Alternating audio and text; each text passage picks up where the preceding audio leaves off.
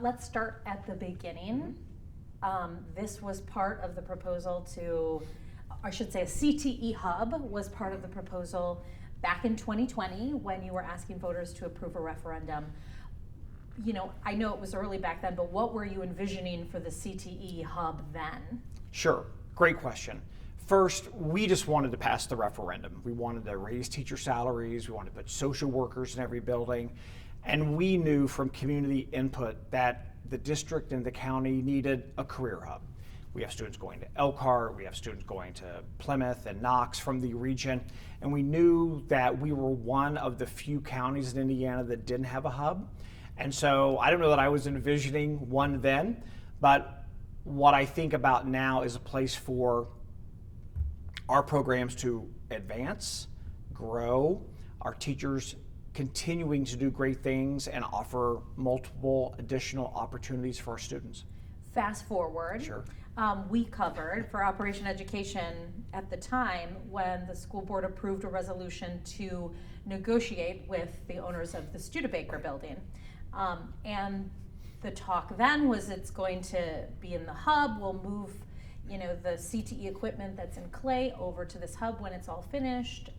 It will be a hub that we will lease. What happened? Sure. So there were lots of reasons that the lease fell apart. I'm grateful to my board for approving the initial lease. I'm grateful for all of our community partners who came together, and we were all very excited about the possibility of it being in the historic Studebaker building. And so the lease fell through, and it wasn't a really great investment for 20 years. I'll be retired by then, and to make sure that we were spending our money in the most fiscally responsible way and not bogging down the district in a long-term lease that could get expensive didn't seem like a great idea. Then after that, we looked at a couple of other sites. There were some sites that were proposed, one fell through, one just didn't work out, and we started getting a lot more community input. And if you listen to board meetings, you listen to when we had community meetings, folks were like, well, you have these empty buildings. You have buildings that are underutilized. Let's put it there. And so we had our team go out. They looked at Wilson, Eggleston, they looked at Coquillard, they looked at buildings that we had. And when you think about Coquillard as a site, it's near the investment in Washington High School, the new medical magnet investment. We have a classroom at the airport with our partners at South Bend International Airport, an aviation course, and it matches to the investment that's happening on the west side, especially with the Amazon data distribution center. And so looking at the site, looking at the cost, looking at the opportunities for students, it just made really good sense. And in one of our board updates, there is a checklist that folks can go back, and Andrew can get that to you again. The folks can go back and look at the matrix for how we made the decision. I want to get back to the lease, because at the time I remember as it was explained, it was like, this is the best option because then we don't have to maintain a building that, the maintenance is, and long-term maintenance is always kind of one of the biggest costs. And not only that, but it protects us from that 60% law where someone can just kind of swoop in and purchase a building that's underutilized. Now that we're like, okay, we're putting all our balls in the court of we're keeping and using this building, could that mean that building could be at risk then in the future? So Coquillard is at risk now and will likely be at risk in the future for being underutilized. And so this gives us an opportunity to merge Coquillard and Dickinson, which since the Master Facilities Plan in 2022 has always been a site of a K-8. It lets that building get over the threshold of population, as well as us to utilize Coquillard. And again, we have to see this in terms of being fiscal stewards of the public's money. We have a double A+ credit rating. We want to maintain that, but we want to be clear and transparent about where we're spending our money. And our buildings that are maintained and are underutilized, we want to make sure that we're using those for the public good. What is the utilization rate? Meaning, what is the enrollment per, what is the enrollment, and then what is the capacity for Coquillard and for Dickinson? Because that is also, like you said, underutilized. And we can get back to you. I don't have those numbers right Okay. at the top of my head. I don't want to pass off false But information. what that Andrew can- means, underutilized, is that there are not enough kids enrolled in that school to meet that 60% of capacity Correct. for both those schools. I think Coquillard is just above 60, and Dickinson is below. So that means that right now, another school, a charter school, could come in and say, we want to buy that building for $1. Yes. You know, one of the criticisms that some people have of this plan is that, okay, you're going to make this a CTE hub, but you've got CTE classes already happening within the district. Just use those. Why do we have to invest money into a school? Meanwhile, closing it for kids that go there. Sure. And so I would reframe it as repurposing the building. You know, Coquillard, the programs, the faculty, the staff will simply transition to Dickinson. It won't be a school anymore, but it'll become part of a K-8. And you're right. So the district has had to manage their CTE sites all across the district.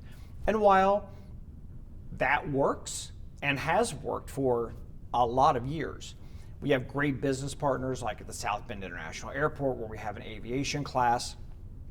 What it doesn't allow is for those programs to expand. We have students on waiting lists. It doesn't allow us to update and upgrade the technology because of the use of space. And there are opportunities that we could offer our students that we don't have space for.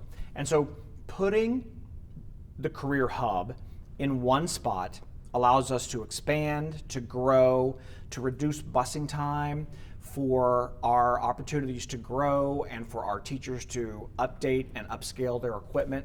And we just think it's a really great opportunity for our students. We think it's a great opportunity to invest in the West Side. And with Indiana's new diploma requirements, we think it gives all of our students an equitable opportunity to participate in CTE pathways. I want to get more to that in a minute, but I want to talk too about, back to criticism. It is very traumatic to close a school, in any situation, right? And I feel like the West Side has gone through a lot of trauma between we're going to make you the empowerment zone, now we're not part of the empowerment zone. So that seems to be trauma for kids and teachers. Kids will have to go to a different school. Some of them, I'm sure, came from Warren, right? Yes. So now they're going to have to go to a different school again. And then teachers are probably wondering, oh my gosh, am I going to have a job, right? And it's already a climate where it's difficult to find teachers. Anyways, what would you say to those people who are like, closing a school is not what's in the best interest of kids and students and So parents? number one, I would say that our investment on the West Side and those 5 schools started in 2019. The transformation zone was an academic intervention. We knew that we needed to mitigate the losses that were happening for those students. And since that time, in looking at moving Coquillard to Dickinson, we have redoubled our efforts on literacy. We've redoubled our efforts to hire another social worker, to make sure we're providing for families, to make sure that we're making this as stress-free for children as possible, enhancing our Tutor Notre Dame partnership and our after-school partnership, making sure that we've already started. We've learned some lessons along the way, making sure that we have a timeline that is robust, that allows us to get everything done by the 2025 opening. And as for teachers and staff, we have been clear. I know I've been to at least 2 meetings of Coquillard staff. No one will lose a job. And I know that's easy for me to say, difficult to hear, but we need all of our fine folks. They've been part of the zone, they're part of Coquillard, and we'll have a job for them at Dickinson. Back to the benefits of putting a CTE or having a CTE hub. The State Board of Education, as we talked about, has just passed diploma requirements. Just today. Yes. And it struck me as there is a benefit to schools offering CTE because money comes in, right? So you probably will get money per kid that attends the CTE hub. Yes. Even from outside the district. Correct. And then you also get money, I think, for offering some of the Right. things. Is that still part of the funding formula of CTE? Because I remember when we originally talked about it as if it was going to the Studebaker, that was a funding factor. That was like looked at. How many kids can we attract from the outside? We need to attract these kids to be able to fund this. So in rough numbers, we need about 500 for this to break even. I'm talking in round numbers. So we know we have 400 of our own. But the surrounding school districts, which again have been at the table for the past 3 years, going through meetings, committing their resources, committing their students, we think it will be easily that we'll have another 100 students in the Career Hub. But then also, it's for enhancing programs that tend to minimize students now. So one that comes to mind is cosmetology. There are a very few number of cosmetology openings that gets farmed out across the county. This allows us to add spaces. This allows us to add spaces for barbering and for folks who want to do cosmetology. And there are folks out there who are making their living. Every year at school, someone comes up and says, hey, I'm cutting hair, I'm a barber, you should come by. And so we have students that we want to train and we want to help them get the career that they want. And right now we're limiting that number, and rather than doing it in their bedroom or garage, we want to train them and give them a certificate. And we think programs like that are just going to expand. So if I'm hearing right, it sounds like there's a limited number of seats here in South Bend for that program. Yes. And in other school districts like PHM or John Glenn. That Or if they even offer it, right. Okay. Oh, okay. So by putting those in the hub, you can essentially offer more seats, Of not course. only to South Bend students, Right. but also to St. Joe Of course. County. Is there a plan? You had said there is a plan. The plan is, it sounds like, to close the school at the end of this school year and transition kids to their new school. What would the plan then be for renovating, making Coquillard a hub? So there is a fully fleshed out plan. There's a Gantt chart, project timeline that goes over literacy, socio-emotional learning, construction. That'll be presented on Monday at the board meeting. It'll be online, it'll be public, and so I encourage folks to either tune in or go to our board docs page, but there's a fully fleshed out plan. And I do want to say that as we've looked at the plan, we've answered questions along the way, the board has a very difficult decision to make. And I want to thank them for the community listening, the emails, the places they showed up. They're municipally elected board members that represent constituents, and they have done a lot of really great listening to the folks that they represent. And they have a difficult decision to make on Monday, but I think they'll do what's best for students, and we'll see what that decision is then. Why do you think people feel like it's too fast, right? That we're doing this too quickly? Sure. It's a rush I've thought a lot about that because we've been at this, Kristen, during the referendum, and, in every community meeting, we talked about having a career hub, and we had the Studebaker lease. We had a couple of other places, and there was excitement about the career hub. And then when we listened to the community and they wanted us to put it in one of our buildings, now it seems rushed. And I would just remind folks that at every turn, we've listened, we've done feasibility studies, we've interacted with the community, and that now it's time to make a decision, because putting this off for any amount of time moves the end date. And so should we move this into the new year or into February and March, the construction time, you wouldn't be able to move students again, the lead time on bathroom renovation and square footage of manufacturing, those costs go up and the timeline just gets longer. So I don't think that it's rushed. I think we've been good stewards. We've answered questions. The board has been very deliberative. My team has done an excellent job looking at the matrix, looking at all of the different sites, and I think now we're asking the board to make a decision.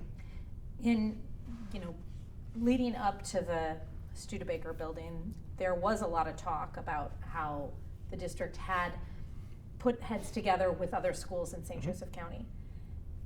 Are those schools aware of this building plan, and what are their feelings about it? They are, and so there is a working group that meets, and I think they met even last week. You would have to speak to them about their feelings. I have been assured that everyone is still on board and that Coquillard is, should it pass on Monday, is an option for their students. It allows them not to have to drive to Elkhart or Plymouth or Knox, and it's something in St. Joseph County that every school can participate in and collaborate. And that's been the main thing we've wanted to do, for this to be a collaborative endeavor. And then I understand there is still a lot of heavy CTE type equipment, like machinery and car Welding, stuff. automotive. Yeah, in Clay. Some of it's been moved off-site. There's pieces of it at Ivy Tech, and I want to say thank you to Ivy Tech for being great partners and their chancellor as well. When does that get moved out and into this potentially new building? Sure, so there's a timeline, and so part of it is the early building renovation, and then how long it takes to build what they call dirty tech, the welding and the automotive wings, how long that takes into 2025 to build. Okay, and then what are the costs associated with renovating Coquillard? That was one of the discussions about Clay, right? Is like, we can't use it for anything else because it is going to be too expensive to renovate like a cement building. What about Coquillard? Is this just a different kind of building, or is it going to cost about the same? Sure, so it's, how do I want to say this? So the mechanics are a little more updated, and so we have to replace normal wear and tear on a chiller, on a boiler, things that you would have to do anyway. And so it doesn't need the amount of work that Clay High School did, and there was no easy way to tear down pieces of Clay. We loved that building, it looked great, we tried everything in the world to save it, but there was no way to tear down that building that it made sense. And so Coquillard, while it has a smaller footprint, easier to renovate, the mechanicals are more modern and updated. The roof is more modern and updated, and it's got all this land that would allow us to build where we would put the dirty tech and some of our advanced programming, but still leave room for parks, playgrounds in the neighborhood. South Bend has for several years, been battling with declining enrollment. Could this help enrollment? I surely don't think it will hurt enrollment. I think declining enrollment is a number of reasons. I think it's demographics. I think we live in a state of choice, and choice is only going to continue. We have to continue to make sure that we have a great product. And I want to reiterate, nearly 90% of our students are graduating. It's the highest graduation rate in 50 years. Nearly 70% of our students are reading on grade level. Our buildings are clean, safe, and secure. This gives us another really great option for our students to keep them local, help them to earn an associate's degree, which we're paying for, earn a skill, and transition to the workforce or transition to college. We have a great brand new partnership with IU South Bend. Chancellor Elrod has been great, a great relationship with Ivy Tech. And so this springboards our students either into the workforce or into college. What are your hopes for the vote on Monday? And what do you think will happen? Do you think it will pass? Oh, sure. I don't have a crystal ball. And so I do not at all figure what's going to happen on Monday. I do believe that we've given the board all the information they've asked. We continue to update the information. We've answered the community's questions. We'll answer the community again.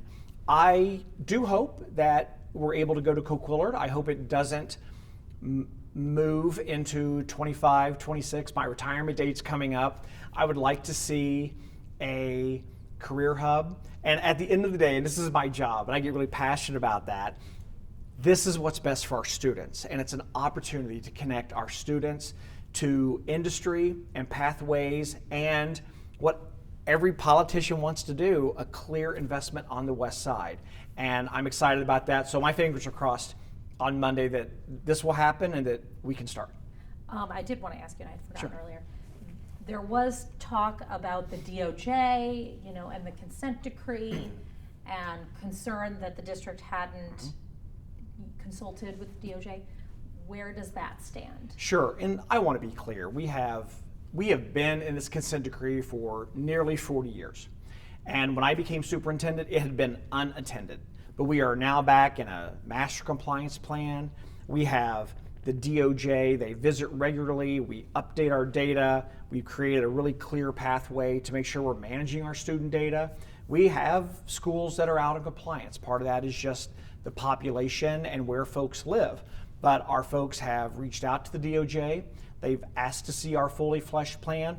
And so you have to consider the DOJ's work as not getting the cart before the horse. So they want to hear the plan, they want to hear what it is, they want to see all the details of the plan before they make suggestions or final approval. But our folks have had meetings, we keep them regularly updated, and so when we have it board approved, everything fully articulated, we'll send it to the DOJ for their final approval. What if they don't like it? Yeah, if they don't like it, they will come back like we've done in the past, and we've taken their suggestions and we've made tweaks, and whether it be enrollment or boundaries or what have you, we've used their suggestions to make tweaks. And so just like with our master facilities plans, folks were up in arms that the DOJ hadn't approved. Well, they want the entire catalog at once. And so we did have to make some tweaks along the way. We've worked with the DOJ long enough now that we're able to do that. As a superintendent, Right. it is always, it's risky as for your job to close a school, right? Like we're on, since you've been superintendent, there have been. There's several, right? Yeah. Are you worried about your job going forward, especially with a new board, some of them who have said they don't like this Coquillard plan, and they didn't like the closing of Clay, and they've openly said they don't want you as superintendent anymore. Sure. So there's been a lot of noise on social media. So let me be clear. Number one, I'm really looking forward to working with our new board members. You don't run as board members if you don't want to make an impact in students' lives. And so I'm looking forward to working with our returning board members as well as those who are new. So I have a long-term contract. It's coming up in 18 months. There's been, I've made no hesitation about the fact that my board got me to my retirement date. I'm grateful for South Bend. South Bend's been great to me. I've enjoyed the time here, and so I anticipate I'll announce my retirement July 1 of 25, and then we'll continue. We're going to get to 90% graduation rate. We're going to make sure 80% of our third graders are reading, and then it'll be time for someone else. But South Bend's been great to me. I have enjoyed getting to know our families, both celebrating with them, showing up at crime scenes, too grisly to imagine, and mourning with our families. But South Bend's been a great place. We've moved the data, and so I'm looking forward to serving out the next 18 months till I retire. So, anything else that you want to say about Coquillard that I didn't ask? The plan, the CTE hub? Just there's a QR code. There will be another board meeting on Monday. We want to continue to hear from folks, and board members, they're municipally elected representatives. So reach out to them, let them know what you're thinking, if you think it's a great idea, if you think it's not a great idea, and reach out and let them know. Not on social media. I think that gets really noisy and convoluted, but use their publicly available email addresses. They would really enjoy hearing from the public. Did great, thank you. Good, thank you, always a pleasure. Thanks for watching. Like and subscribe to the WSBT 22 YouTube channel.